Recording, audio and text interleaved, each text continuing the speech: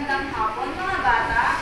Magandang hapon rin po, aming guro. Bago kayo magsuko, maaari niyo bang pulutin ang inyong mga kalat? Maraming salamat. Bago tayo dumako sa ating bagong alamin, may ipapagawa muna ako sa inyo. May ibibigay ako sa inyo puzzle na larawan at ito'y bubuuin nyo. Kapag nabuo nyo, tutukuyin nyo kung sino ang nasa larawan at magbibigay kayo ng opinion nyo kung ano ang nalalaman nyo sa larawan. Ito na ang unang grupo at pangalawang grupo. Mayroon lamang kayong 5 minuto upang gawin ito. Tapos na ba mga bata? Opo! Mahusay! Ngayon naman, natatandaan niyo ba ang mga kwento ng inyong mga lolo't lola tungkol kay Sergio Osmeña and Manuel L. Quezon? Yes, Janet? Sino? Hindi niyo kilala si Manuel L. Quezon? Yes, Eloisa. Sino si Manuel L. Quezon? President? Po? Very good. Si Manuel L. Quezon ay naging dating president.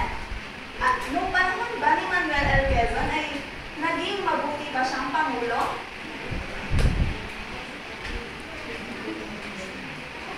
Ha? Wala bang nakakaalam? Aramelda?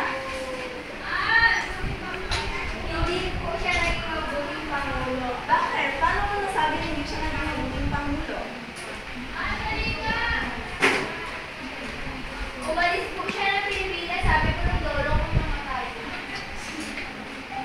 Meron pa bang ibang opinion? Alexis? May mabuti po siyang magawa, tapos may Mahusay. Alam niyo ba kung ano ang tatalakayin natin ngayong araw na ito? Opo! Ano, Ronjel? May ideya ka ba kung ano ang tatalakayin natin? Tingin ko po ito po yung mga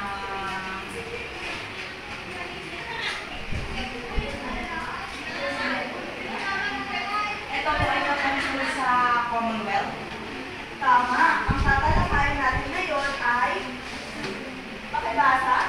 ang pamamahala ng Commonwealth. Ngayon naman,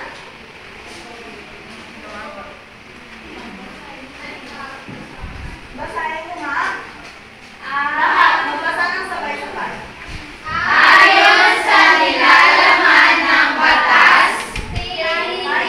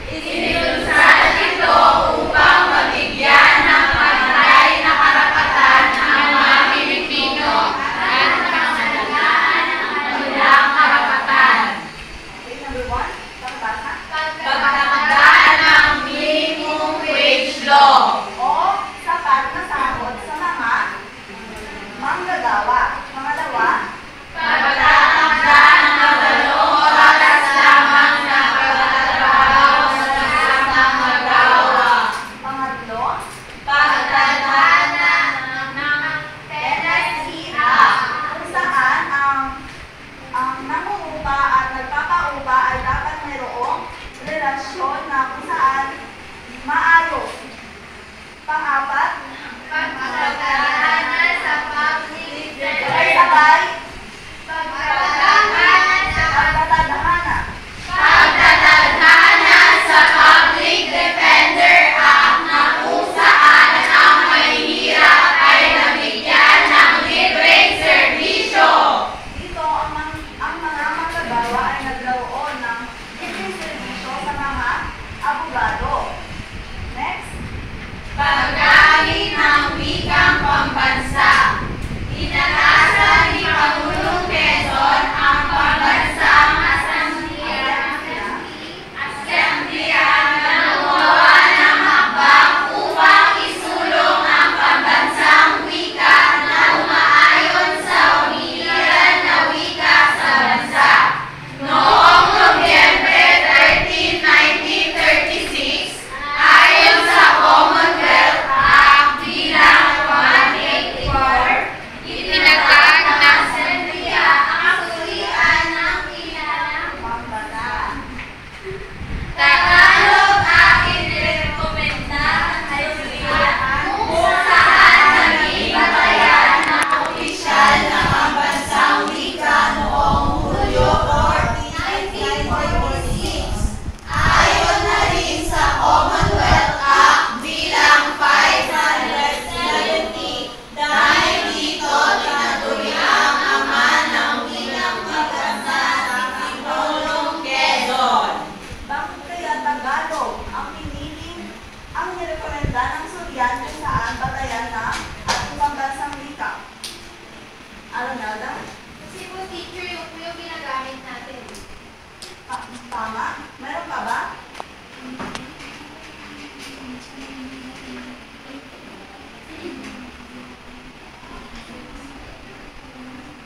Bakit kaya? Ano ang opinion? Meron pa ba opinion? Alexis, bakit kaya Tagalog? May rekomenda ng Suryan. Kasi po, sa tingin ko po, yung ginagamit na dito, wala sa totoo ko sa akin sa Mindanao, mag-issue sa kapisera ng Pilipinas. Mag-issue yung pag-iyak. Tama? Tama ang inyong sagot. Meron pa ba? Wala na. Okay. Sino naman ang inatasan ni Pangulong Quezon upang gumawa o isulong ang pambansang wika natin?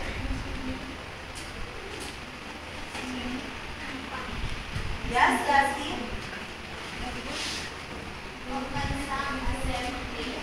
Very good. Next, pakibasa. Ang bumoto ng kababaihan. Sa ilalim ng saligang batas ng 1935, ang mga kababaihan ay pinagkalooban na bumoto.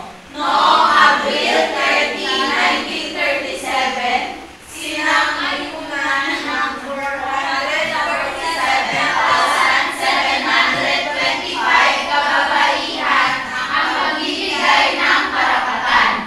Tanging 44,407 lamang ang hindi sumang-ayon. Sa pagpapakinggan ito, sinimulan ang pagdadala ng kababaihan sa mga posisyong pampubliko. Nalagyan din ng karapatan ang mga kababaihan sa pagpasok sa politiko at nanunungkulan sa anumang pwesto sa pamahalaan. Mahusay. Ngayon naman, kailan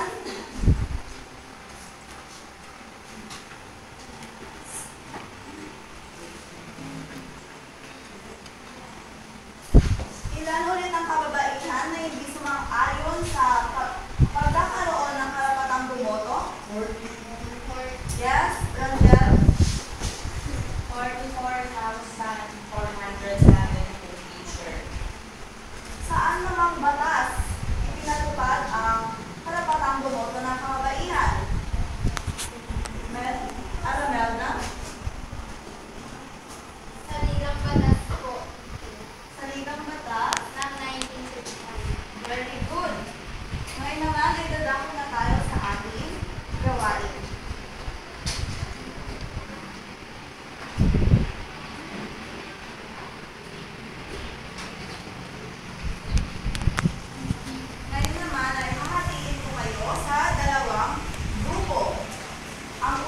po ay ang unang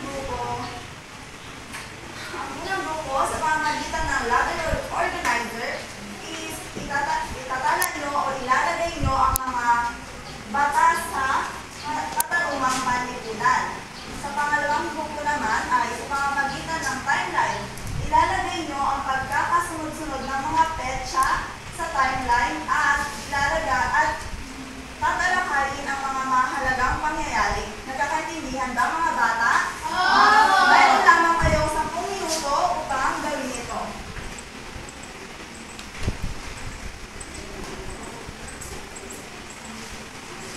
Tapos na ba mga bata? Mahusay. Ngayon naman ay maglalaro tayo ng tanong ko, sagot mo.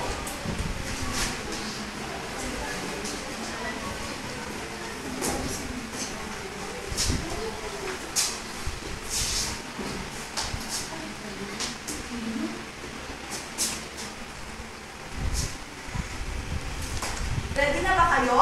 Manatili sa kanya-kanyang grupo Okay, ang unang tanong ay, ang unang yung gagawin muna pala ay, sa bawat grupo, kailangan maganda kayo ng sarili nyong kanta o napiling kanta at kung sino ang unang gumawa o kung sino unang tumayo at kumanta ng nursery rhyme ay siya ang sasagot sa aking katanungan. Handa na ba?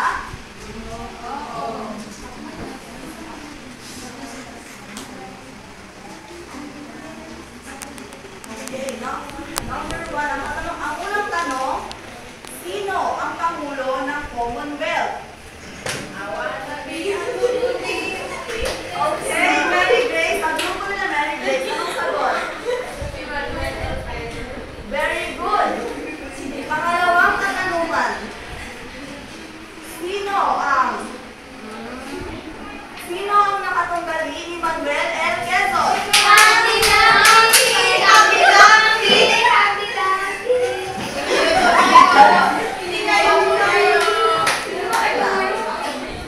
Okay, Alexis, sino ang nakatunggali ni Manuel L. Quezon? Very good.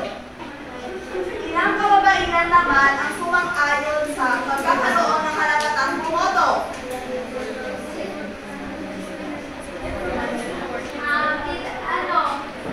Kakanta muna, di ba sabi ko? Wait, 5 little monkey, Humpty Dumpty. Okay, ano lang na? 44,407. Very good, mahusay.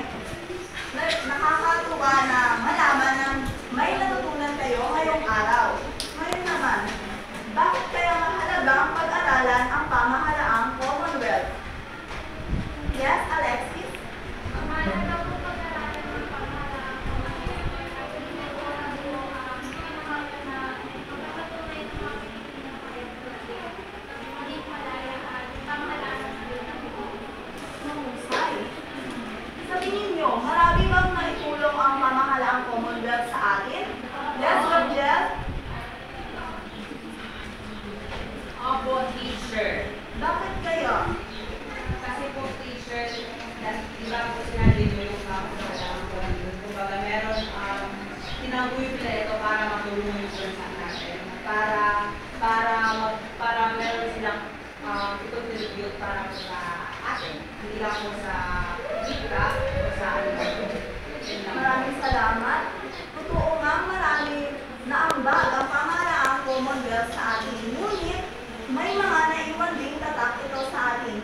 Katulad ng tinatawag natin na colonial mentality o pagkahilig natin sa mga produktong labas o tinatawag natin stateside. Ngayon naman, ay dadako tayo sa ating gawain. Maglabas ng papel at gawin ang gawain. Basahin mo na. Pakibasa, sabay-sabay. Piliin sa hanay B ang tinutukoy ng hanay A. Isulat ang titik ng tamang sagot sa sagulang papel. Okay. Magsimula na mga bata.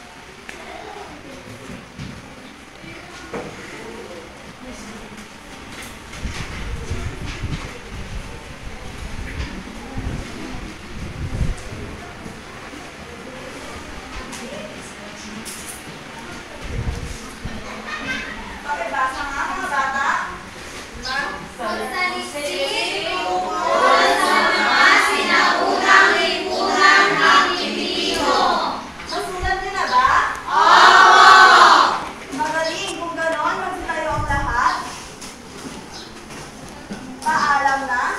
Paalam na.